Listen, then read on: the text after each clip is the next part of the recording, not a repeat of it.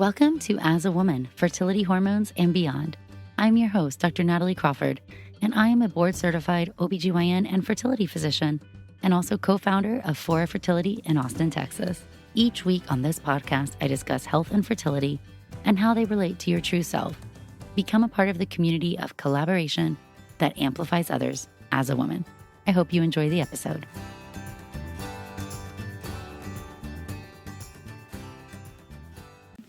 You are listening to the As a Woman podcast.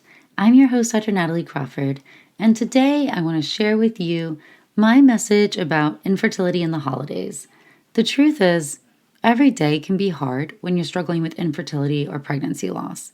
When you're watching your friends and family celebrate moments that you are really longing to celebrate, and maybe you're not quite there yet. I've been there myself, and I know some of these holidays were just hard. Things are made to revolve around kids, and there's so much heartbreak along the journey. So today I want to share with you some of my thoughts and share with you my tips for navigating infertility and the holidays. A few housekeeping items. We love answering your questions and love when you call and leave them. You can call the As a Woman voicemail at 657-229-3672 and leave your voicemail questions. These are my absolute favorite episodes. Again, 657-229-3672. You also can go to Instagram at nataliecrawfordmd every Monday and put your questions in the question box right there. These questions will be answered in some of the podcast episodes at the end in our For Fertility's Sake segment, some of them right there on Instagram, and some in the newsletter. The weekly newsletter is a place for me to share with you what's going on.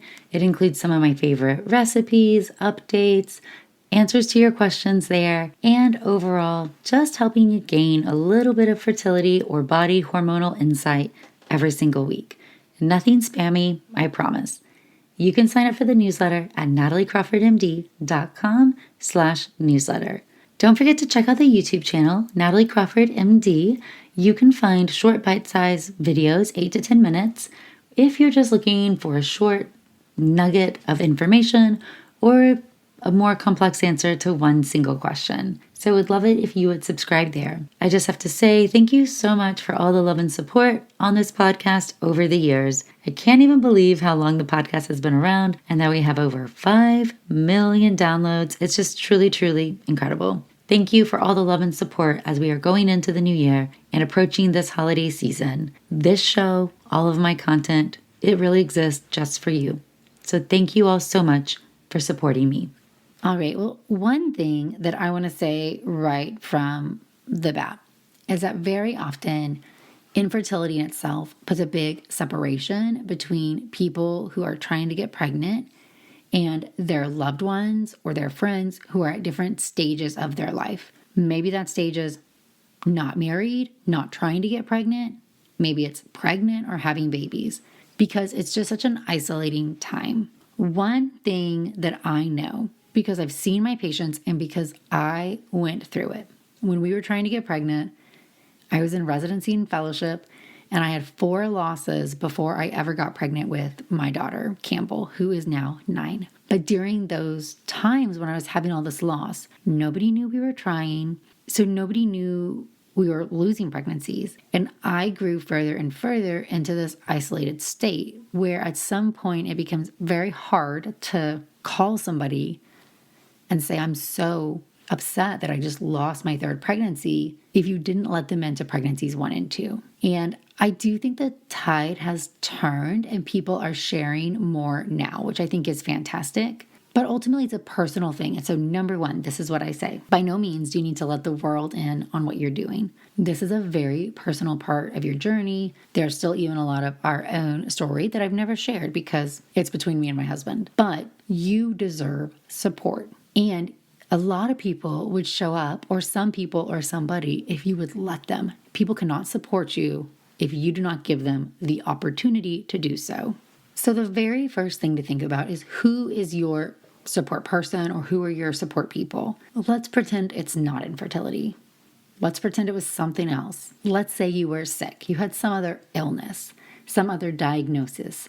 And who would you call? Who would help you? Who would show up? Because I know you have people who would. Consider having somebody who you can open up to, somebody who you can share with, because then that's going to allow you to get more support. Now, if there isn't anybody in your world, then hopefully it's a partner if you have a partner, or a therapist. A therapist can be somebody who can support you. It's somebody who you can be open and honest with, sharing your feelings, who can provide you support no matter what, because this is such an emotional journey. I wish if I could rewind the clock when I was trying to get pregnant and we had loss, that I had told a few of my closest friends, because it was so hard to be going through this and have them not know. Doesn't mean you have to tell the world, but again, if you tell your best friend or your sister or your mom or your coworker or somebody who does support you, hey, we're trying to get pregnant and we're having a hard time. I just wanted you to know in case I'm off or in case I'm having a bad day. Oh, hey, I just wanted you to know I'm pregnant, but it's really early, so I don't know how things will go. But I just know that I wanted you to be able to be there for me, and I wanted to let you in on this. More often than not, people will surprise you in such a good way, but you've got to take the first step. If you're on the receiving end of this information, so if you are the person who somebody comes to you and says, oh, we're trying, oh, we're struggling, oh, we're doing IVF, oh, we're pregnant, oh, I just miscarried. Number one, what do you do? Maybe you don't have history in this. Maybe you've never tried to get pregnant, so it's foreign. Maybe you have 3 kids. It was so easy. First thing you should say, I'm so glad you opened up to me.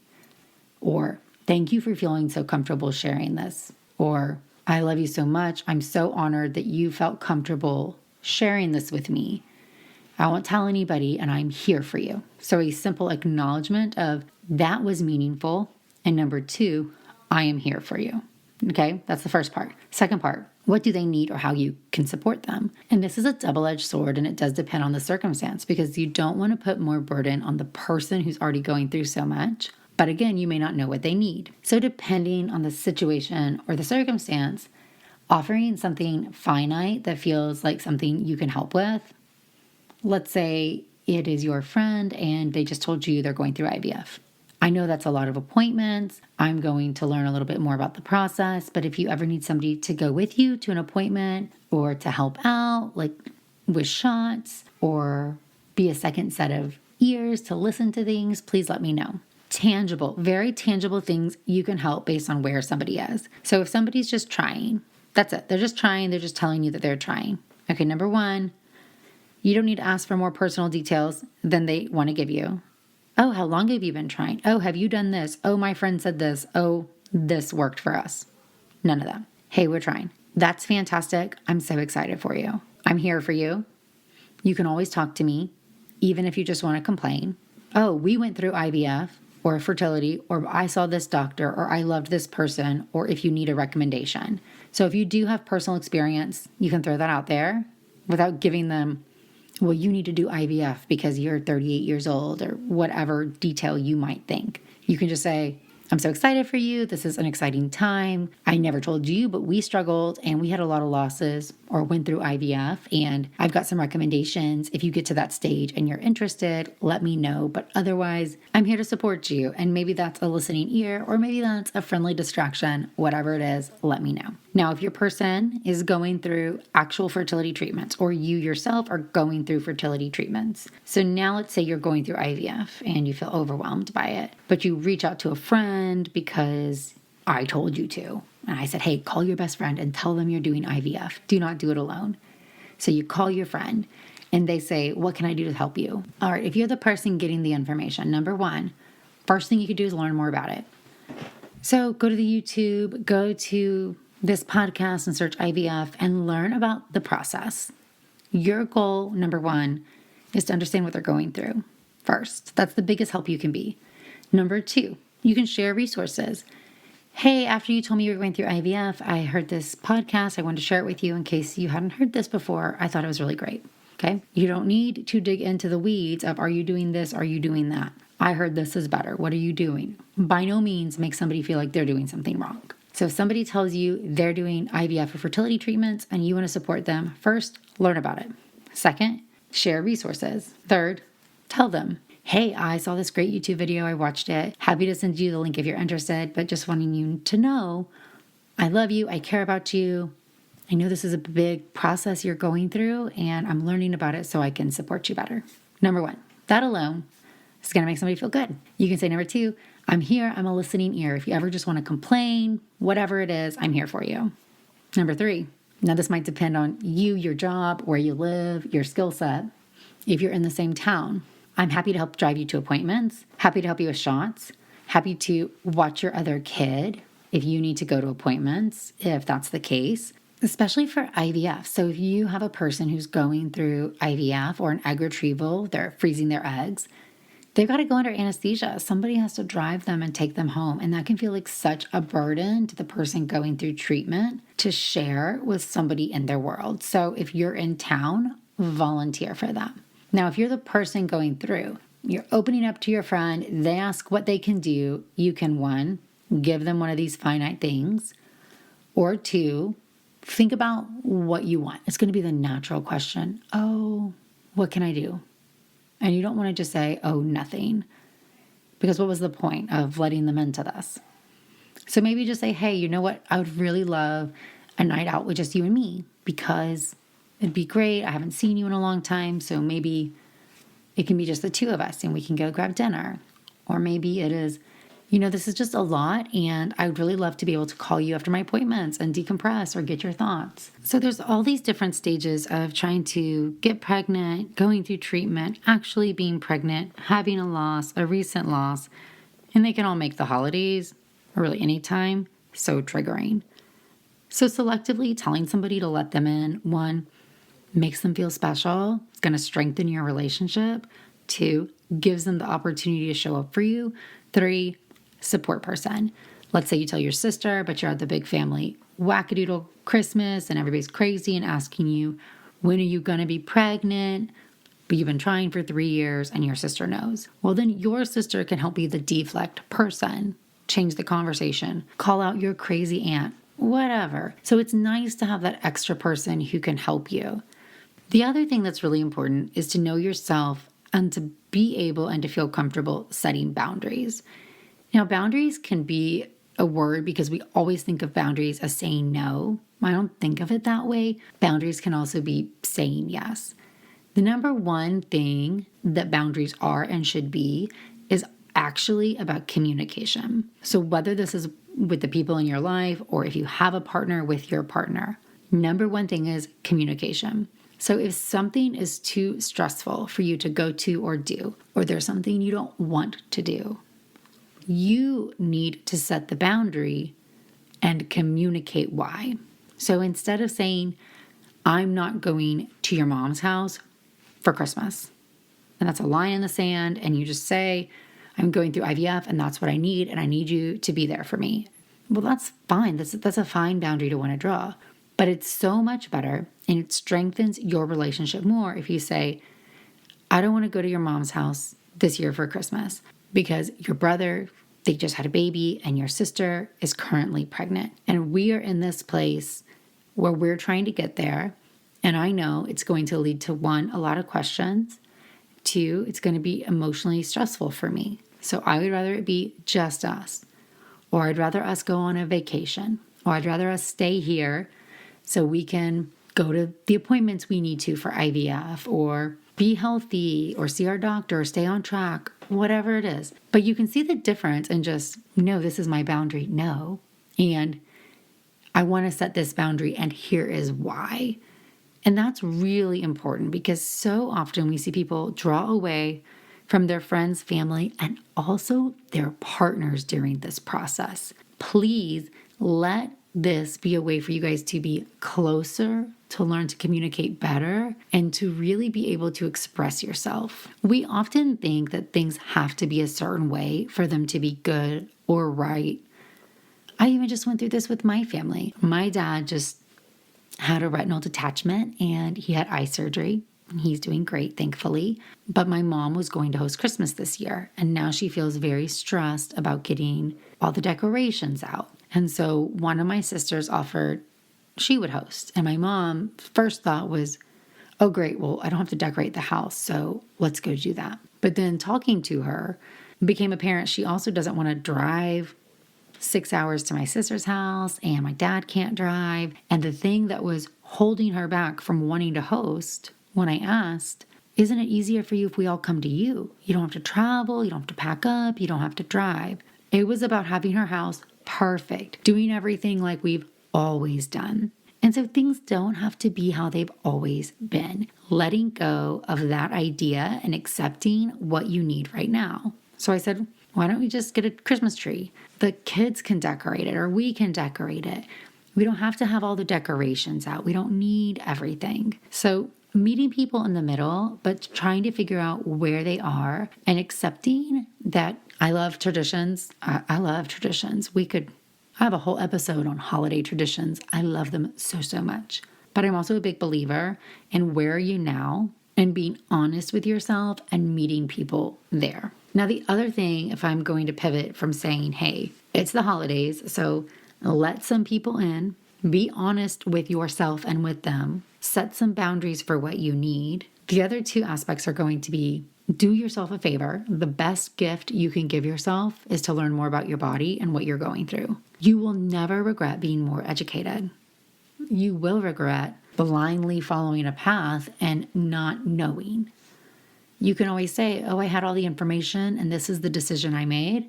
It didn't work. I'm going to make another decision now. But going backwards and saying, gosh, I wish I had known this, that's the worst feeling. So do yourself a favor. One thing I have learned since having the courses, so having a fertility course is really great. I've gotten to share information in a more organized fashion, but this Facebook group where I'm able to more intimately interact with people has been wonderful because I get hundreds of messages on Instagram and TikTok a day. There's no way to go through them. But in a Facebook group where you're able to get to know people and interact with them more and know their story, one, it's great because connections are what makes everything better. But two, I'm constantly surprised by how different infertility care is with different clinics and different doctors. And I just think that's because we're trained away, we practice away. I practice how I want to be treated as a patient,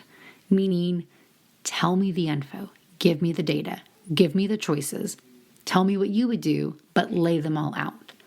Many, many people in this field practice very authoritatively or paternalistically, meaning this is what you're going to do.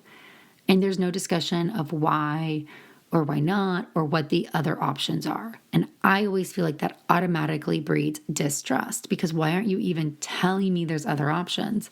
I'm smart enough to figure out that's not the right choice. Yeah, maybe we're recommending the same thing, but the road you walk to get there, in my mind, is very important. But I've learned through interacting with different people that that's not how a lot of fertility doctors are. So if you're at a clinic, and maybe your doctor's great, maybe it's just how the clinic is set, or maybe you don't see them most, but if you don't have a lot of information, or you don't feel like you really know what you're doing or why you're doing it, well, then it's on you. And you know what? We live in the great big world of the internet, and there is so much information out there. Yes, sourcing good versus bad can be tough, but that's why I have this podcast. I have a YouTube. Laura Shaheen has a lovely podcast, has a YouTube. Ruhi Jalani has an amazing Instagram, answers great questions. Lucky Seacon has a great Instagram, answers questions. Your favorite fertility docs, there's some great content out there where you can deep dive and really learn more. So remember, education is always going to be helpful. So the best gift you can give yourself over this time period is actually going to be, I'm going to learn more about my health, my hormones, my fertility, what my diagnosis is, and what that means. Let's say if you have endometriosis, you're going to learn more about it. Best treatment options, what should you do so that you can make the most educated decisions. The other best thing you can do, and the thing to realize, the holidays are always a crazy time. For you, for me, for everybody. In a fertility clinic, most clinics have a period of shutdown at some point. And that's good. You actually want your clinic to have a moment where the embryologists take a break and they clean all their supplies and they reorganize and they get everything up to code and that everything is very good. This is normally sometime between Christmas and New Year's where there's a break in cycles. However, if there is a shutdown, this always means there's this anxiety-provoking period leading up to it, where everybody's trying to get in before the end of the year. And I know the end of the year is triggering. And if I could say one thing to every person, I would say, let it go and do it in the new year. Let it go. The end of the year is stressful for everybody. It's stressful for you. It's stressful for them. It is just a crazy, crazy time. And I would much prefer you take a hot minute break, enjoy the holidays, go on a trip, eat food, work out, relax, see friends, and do this treatment cycle in January. There's not going to be a difference in your outcome from now to then, but there probably will be, well, I'll say there won't be a worsening in your outcome by waiting, but you're going to be less stressed then than you are now in almost all circumstances. We create these artificial barriers or these time periods of importance that mean nothing. December 31st is no different than January 20th. January 20th is my birthday, so I picked that day on purpose. But it's no different. It doesn't mean anything. It's just a day. So stop it with, I need to have this done by the end of the year. I need to be pregnant by the end of the year. I need to be through IVF by the end of the year. I need to have my transfer by the end of the year.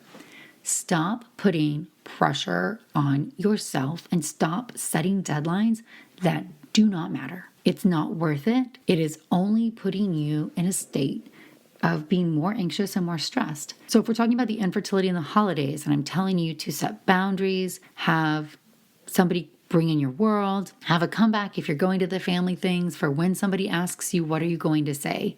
Be a prepared girl. Like, you're prepared. Be prepared. When your auntie asks, well, why aren't you pregnant yet? Or I sure wish you'd have kids, or you're going to regret trying so late. Are you going to tell them? Are you going to say none of your business?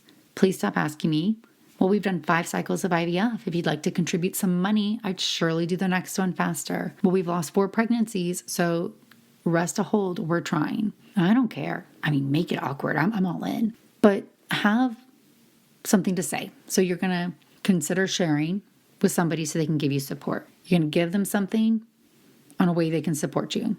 You're going to think about comebacks if you're going to holiday things so that you can have a statement that makes you feel good. And maybe it's mind your business. Maybe it's this is the truth. I don't care. Or sign it to your spouse or sign it to your sister.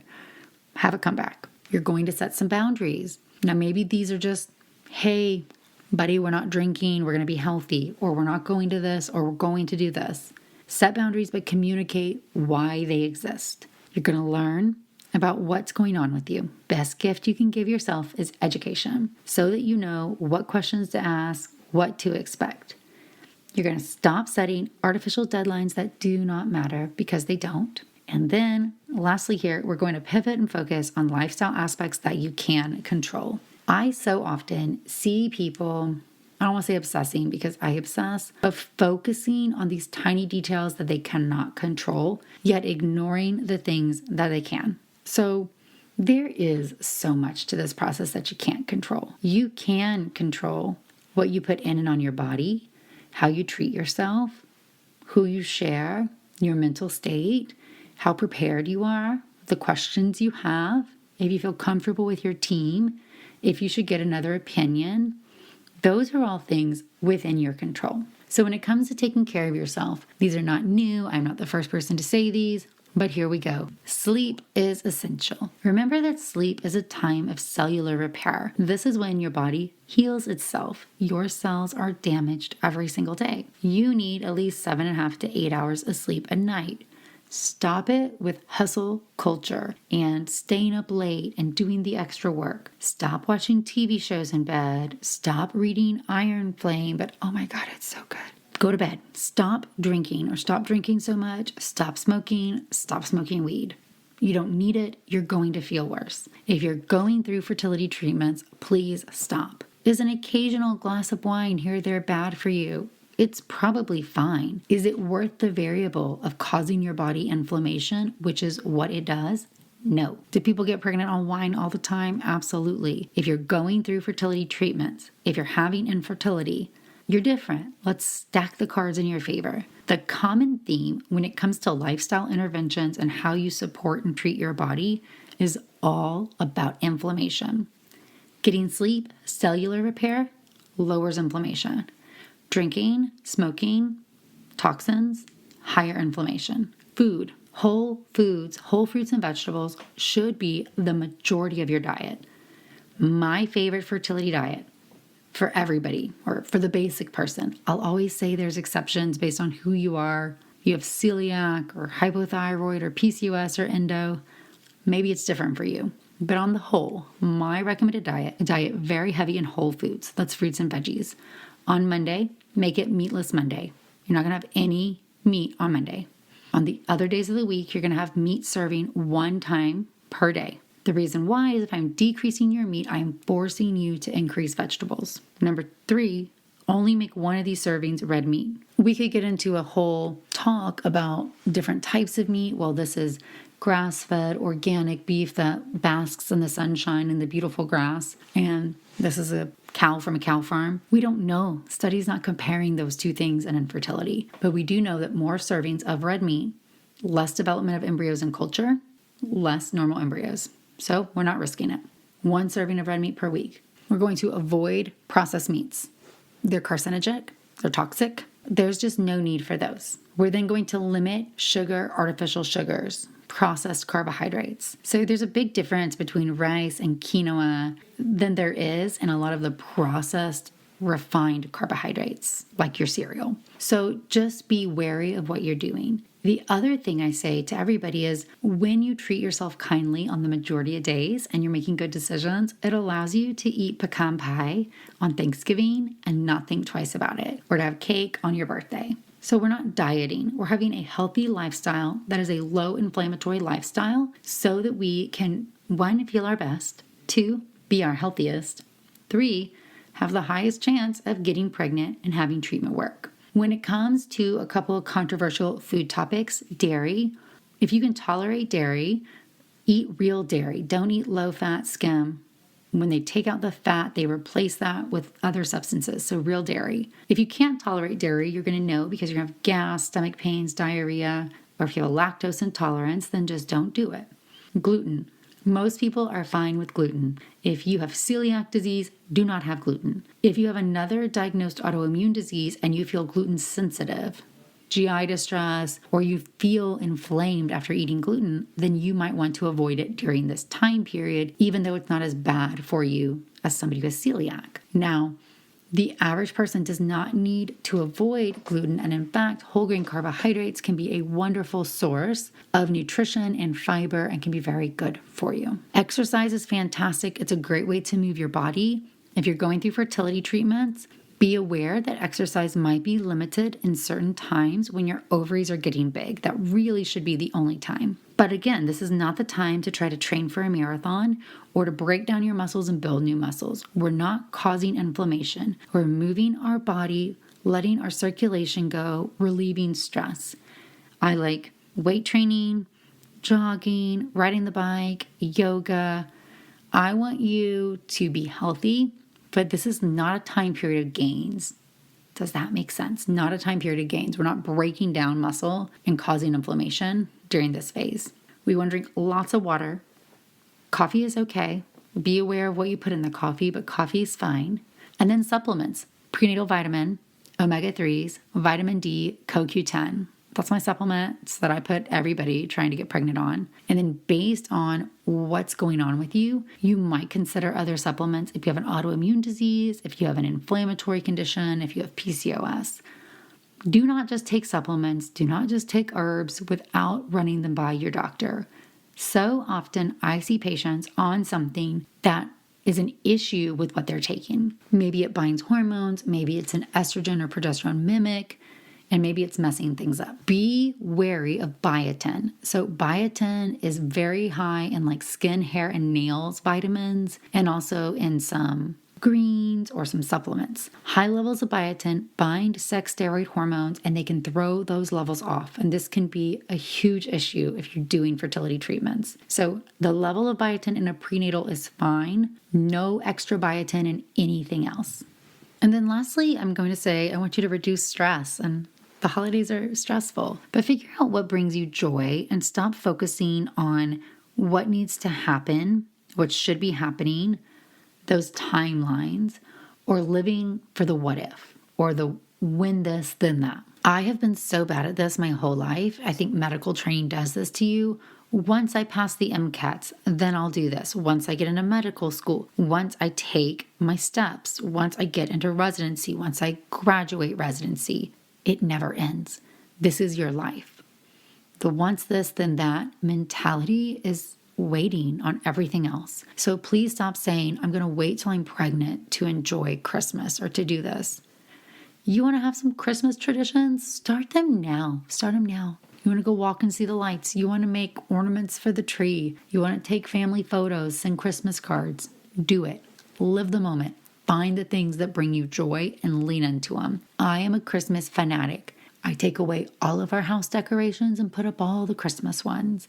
I have too many Christmas tubs. I play Christmas music the whole time. It brings me such joy. And that joy relieves some of the stress I feel about all the other things I cannot control. Lean into your joy this holiday season and be honest with yourself. So this is why sleeping, exercising, talking to a therapist, getting acupuncture, journaling, taking a walk and listening to the birds, all of those things can help center you and help you find a place that makes you more mindful and less stressed. Every single person is different. There's no one magic thing that's going to relieve your stress. But one, it's not good for you. Two, being in a constant state of stress or fight or flight raises your cortisol, increases your inflammation. That's not good for your body. But it's also, we want you to live your life in between the moments. So if we can't control our fertility journey, we can't control the outcome of this pregnancy, we can't control the fact that we just miscarried, or that you had an ectopic and now you have to get methotrexate and you can't try for 3 months. Whatever those things are that you can't control, what can you? What's going to bring you joy? What else can you allow to bring a smile to your face? Watch your favorite movies or get matching pajamas. Whatever it is, do it. Don't wait for this next thing to do the things that make you happy. You deserve happiness now. You deserve to be healthy now. You deserve support. And you deserve to know about your body. You deserve to learn about all these things. So the best thing you can do to navigate infertility in the holidays, whether it's you, whether this is your friend or family member, is being honest with yourself and really giving yourself the gift of taking care of you. And if you're trying to take care of somebody else, hearing all of this, realize what a big deal this is. That we grow up thinking that we're going to have a baby and that we're going to be a parent, and we don't realize that so many people suffer with infertility and that it can be a struggle. It can be financially so expensive. It can be emotionally and physically stressful, and it can take a lot of time. So if that's not your walk, but you're trying to support somebody else, one, thank you. We need you. It's important. And really, it's fantastic to see when people show up when you give them the opportunity to do so. So if somebody in your life is giving you the chance to show up and be there for them, I really hope you rise to the occasion.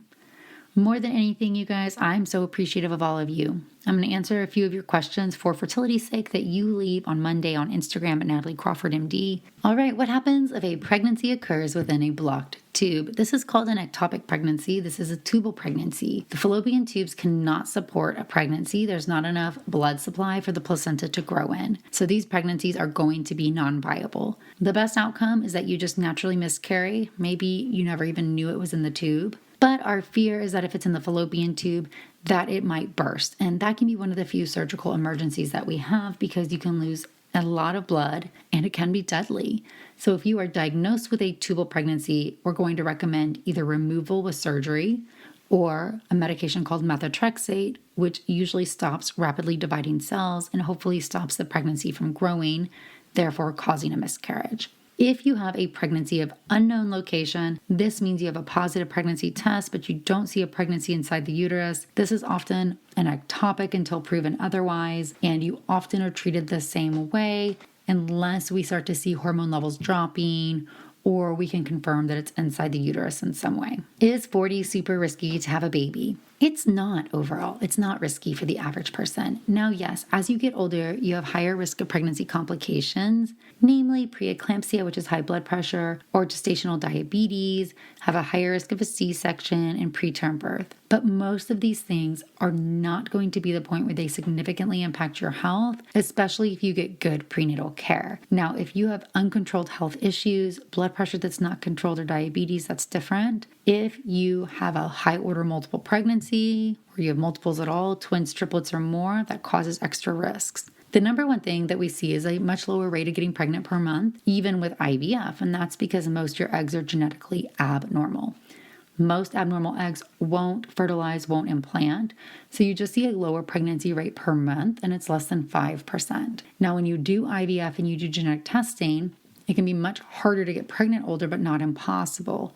And that's one of the benefits of IVF at an older age, because we can find normal embryos and therefore optimize your chances of getting pregnant because we're testing more than one egg that you have per month. Ultimately, if you have other health issues, that can make a difference. So you might not know that your OBGYN loves preconception visits, or you schedule an appointment with them before you get pregnant. There's also MFM doctors, which are maternal fetal medicine, and they love to see you, especially if you have other health issues, and talk you through potential risks, medical optimization. If you get pregnant and you're older, we're going to recommend genetic testing once you're pregnant. If you're doing IVF, we usually can do the testing ahead of time, and that's called pre-implantation testing, and that's a benefit. How to best support a friend going through IVF. Y'all, that's this whole episode. If you didn't hear it already, or you didn't kind of get the take-home message, 1, tell them I'm supporting you. 2, I'm here for you whenever you want to talk about this.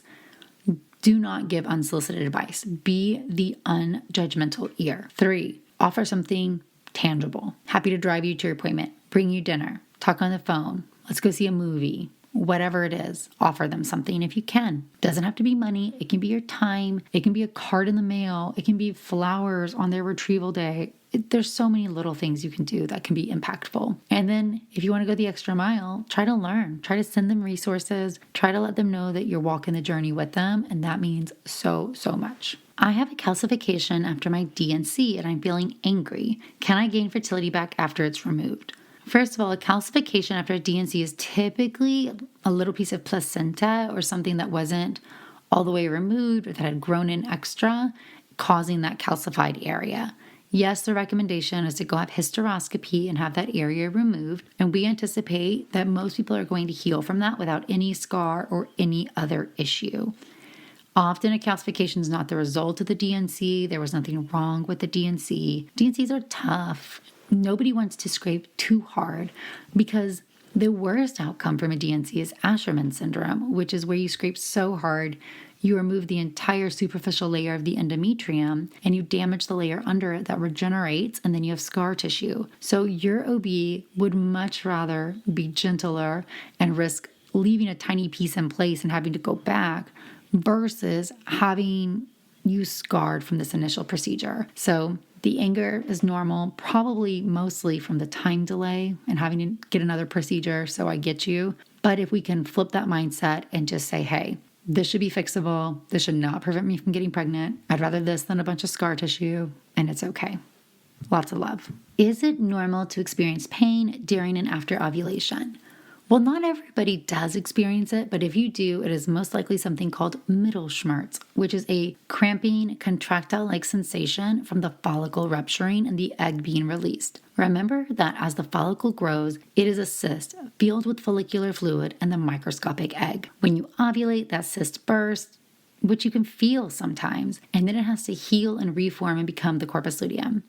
If you feel Mittelschmerz, then that's one of the best fertility awareness methods there is, because you know when you're ovulating. Fantastic. If you do, it's not anything concerning. I'm not worried about it. There's just some people who are in tune with their ovaries or can feel it, and other people who cannot. So if you can, it is okay. It has a name, Mittelschmerz, and there you go. All right, friends. Well, thank you so much for all of your support. Don't forget that you can ask your fertility questions at Instagram at nataliecrawfordmd every single Monday. Some of the questions will be answered there on Instagram, here at the end of the podcast, or in the weekly newsletter. You can sign up for the newsletter at nataliecrawfordmd.com/newsletter. And you can also call and leave a voicemail, 657-229-3672. Happy holidays and thanks, friends.